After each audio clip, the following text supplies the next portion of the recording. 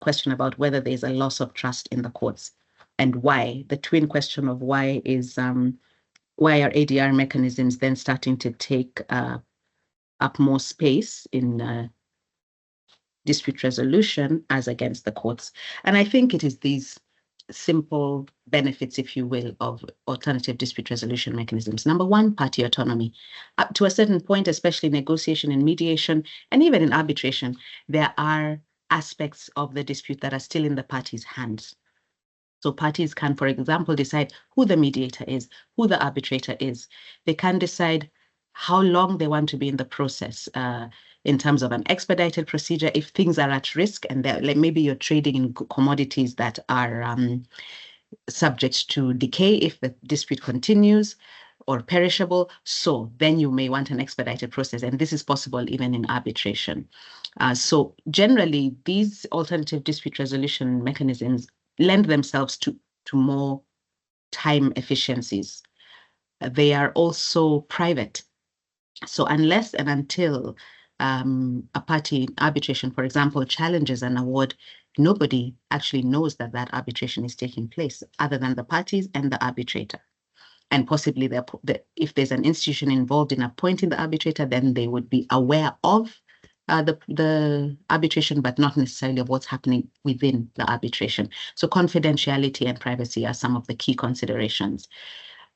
Beyond the party autonomy and the confidentiality and privacy, there's also the efficiency in terms of costs and time.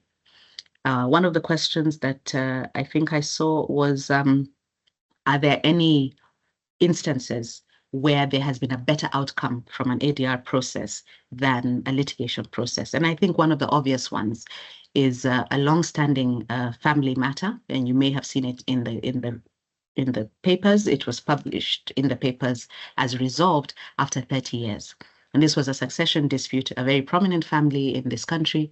And after 30 years of being in the court process and not reaching any resolution, through a quite carefully mediated process, then a settlement was reached.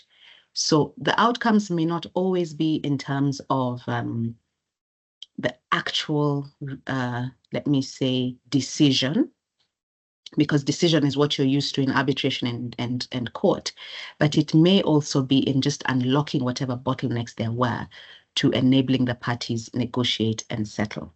And I think that's one of the biggest things we take away from alternative dispute resolution mechanisms.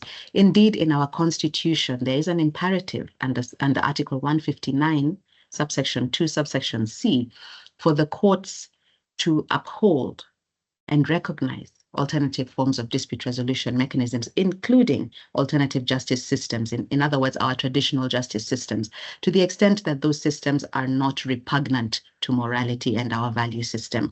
So you can see then that there are several advantages that are not necessarily tangible in the sense of money or in the sense of quantum of the award or that sort of thing, but like I said, in terms of preservation of relationships, in terms of faster execution, more efficient execution, privacy and confidentiality, all very, very big ticket items, sometimes for disputants in terms of just resolving and moving on then either to the project that was envisioned, or if it's a social contract, then moving on to rebuild that family relationship that may have fallen apart. In addition to those advantages, there's also the question of enforceability. So whether it's a negotiated settlement agreement, a mediated settlement agreement, or indeed an arbitral award, like I've said, these are all enforceable through the courts. So there is a sense of finality and recognition for all these forms of dispute resolution.